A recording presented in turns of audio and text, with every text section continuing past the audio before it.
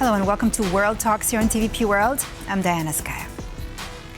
Polish Prime Minister Donald Tusk has reignited a debate long felt across Europe's eastern flank as questions grow over U.S. foreign policy priorities. How reliable are NATO's security guarantees against Russia? I'm happy to welcome in studio to discuss this and more Roland Freudenstein, co-founder of the Brussels Freedom Hub. Roland, so glad to have you here with us on this Sunday morning here in studio. Roland, an event taking place in the United States. President Donald Trump, First Lady, Vice President J.D. Vance were rushed out from the White House Correspondents Association dinner after a man opened fire on security personnel. What's your comment on that? I mean, the suspect, of course, was arrested. What do we know so far? Well, 3 points. I mean, the European gut reaction to any event like this is, there you go with America's gun culture and political polarization and so on. But number two, and this is significant, is it seems like in this case, it has, at least for some time, the effect of bringing the camps together. Trump in the press conference just 2 hours after the incident, actually emphasized political cohesion. He called it an attack on the American Constitution, on the First Amendment, freedom of speech. This is unusual for Trump. I mean, usually he uses opportunities like this to polarize further and to vilify his enemies and the Democrats. So why was this time different, you think? Well, this time because the difference this time was that it was a bipartisan room. There were 1,000 journalists and members of the government and stakeholders in the room, and they came from across the political spectrum. And Trump mentioned that. So the third point I want to make, it's not going to last. You know, this is there will be more polarization in U.S. politics. I mean, Trump's ship is politically sinking, and he somehow feels it, which may be another reason why he emphasized this kind of, unitary. Well, questions also rising as to how come the shooter could have really, gotten in holding and being armed like that, right? Holding those guns in me. Yeah, Diana, I mean, in every attack like this, there's afterwards an automatic debate about the security measures. Absolutely. And, whatever you do right in regards to the last incident, there will be new mistakes and security loopholes the next time. All right. Now, there's a soundbite that I want us to play by White House Deputy Press Secretary. We're slowly moving on topics right now about another reaction coming out from Donald Trump. Let's listen in. President Trump has made clear his disappointment with NATO and other allies. The United States maintains thousands of troops in Europe, and yet requests to use military bases to defend American interests have been rejected.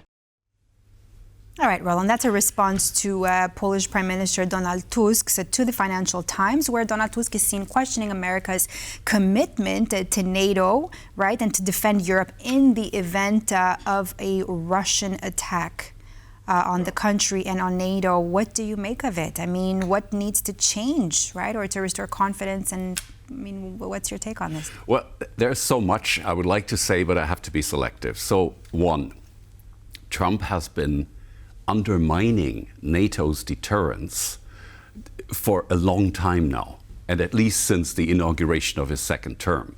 He's been relativizing Article 5, the security commitment of NATO states to each other, ever since then. And so this is nothing new. And if someone actually weakens NATO these days, it's not Prime Minister Tusk. It is actually Donald Trump, who has been doing this for such a long time. Now, second point, NATO is a defensive alliance, all right? One country is attacked, the others help. NATO is not an alliance for wars of choice. And Iran, whatever you think about whether it makes sense or not, Iran is a war of choice of the United States, who didn't even consult their allies about it beforehand to recruit some help and support and cooperation. And third, if Donald Trump says NATO allies aren't there for us or something like this, I mean, this is a lie. It's just not true. The one time that Article 5 was actually used as an alert as an emergency for all NATO countries was after 9/11, when America declared that it had been attacked, and all NATO allies helped America defend itself against this attack by going to the country of origin of the attacker. So, and frankly speaking, the casualties by the European allies of the United States were proportionally to their number of inhabitants higher than the casualties of the United States. And that all that needs to be kept in mind when looking at Donald Trump's statements. Do you think that this little tit for tat is actually going to cool down these relations between Poland and the United States?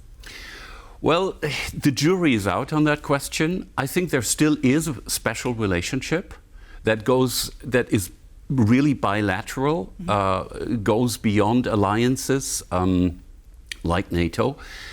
But, there's a big split in Polish politics itself. We've seen this in the Czarzaste affair a couple of months ago, where the US ambassador looked to many Poles like the local governor of an imperial power like the Soviet Union. And it reminded some Poles of Soviet behavior towards Poland during the Cold War. So then again, you have a president who prides himself, who comes from a very different political camp than the prime minister, and who prides himself on having a special relationship with the United States, even aside from what the Polish government or the majority in the Polish parliament says. So it's a very complicated situation, but as an analyst, I can say that there still is a special bond between Poland and the US, and Poland has a completely clean, I would even say excellent record when it comes to defense spending, when it comes to readiness to deter against a Russian attack, either on Poland or on an allied country. So there's really nothing you can accuse Poland of here. Let me ask you this.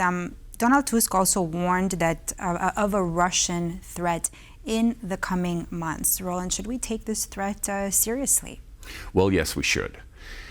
Donald Tusk did not specify where he got the intelligence from, that's what heads of government don't do that, right? But he said... Although I'm sure we would want to know, of course. I think we can, he's not the only one talking about this. Maybe he's putting it in more dramatic terms than military commanders and political leaders in other European countries. But more or less, everybody in Europe thinks that Putin may attack sooner than we think. Now, how soon? That's the big question. The other thing that is important to keep in mind is Putin is already attacking us. There is a hybrid war going on against NATO member states, against Western democracies by the Kremlin. And this ranges from cyber attacks like the one we had in Germany just a few days ago, phishing through Signal, to drone attacks. And, everything indicates that the massive drone attack against Poland last year, also mentioned by Donald Tusk in the interview, was a coordinated effort to test NATO defenses and to see how fast the military reaction comes and how determined the political reaction becomes. So do you think that they passed the test? Do you think that NATO and Europe is ready to have a Trump-proof security, meaning that they're ready to defend themselves in one way or another as quickly as possible?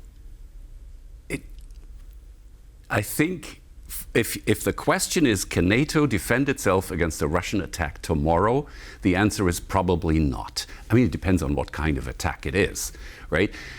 It won't be a massive ground attack simply because Russia is busy in Ukraine, unfortunately. But Russia still has enormous air power, which is largely undamaged through the Ukraine war. And again, Russia can use hybrid means, little green men, so, you know, soldiers without markings. Russia can try to use sabotage on a massive scale. So far, these are singular incidents. How about if this goes massive and it goes hand in hand with some kind of incursion by little green men? We don't know. The fact is that when it comes to quickly reinforcing the eastern flank, which would be an absolute necessity in such a case, NATO at the moment is not ready. So what needs to be done? What changes need to be implemented? Well, the Europeans need to strengthen their own defense with as much support as they can get from the United States, as long as it's there. But we need to prepare for a situation in which we will have to defend ourselves against a Russian attack ranging from hybrid to limited to massive and full scale in the next couple of years. If it happened tomorrow, we would need NATO and therefore the United States. Over a couple of years, the Europeans will have to become independent of US help. The trouble is that there is a tension between the short range and the short term and the long term, because if we continue to rely on the US in the short term, for example, sophisticated weapon systems such as fighter planes, F-35, you know, we can only get them from the US right now. There is no European equivalent to this. At the same time, it makes us more dependent and it pushes the long-term independence further into the future. And we'll have to navigate this somehow. And very briefly, Roland, the EU leaders met in Cyprus, where they discussed many pointing, pressing issues. What should be the key takeaways from that gathering in Cyprus? Well, the good thing is that the 90 billion loan for Ukraine is coming. Even the Orban government, which is still in power, still in place, it wasn't cheeky enough to still block it and veto it. So that's good news. I think this also gives a boost to Ukraine. At the same time, we have, of course, disagreements among the member states that we've always had about other things. And this ranges from energy, security of supply, to the question of how do we finance these massive expenditures, both in the military field and also in terms of energy infrastructure and possibly even looking towards a global economic recession as a result of the Iran war of the United States and Israel.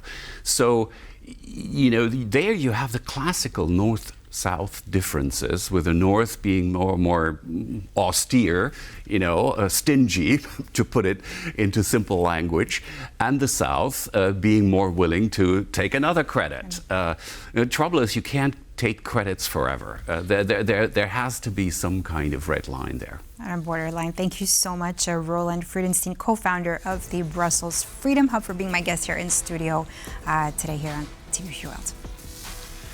And thank you for watching World Talks. I'm Diana Skaya. I'll see you next time.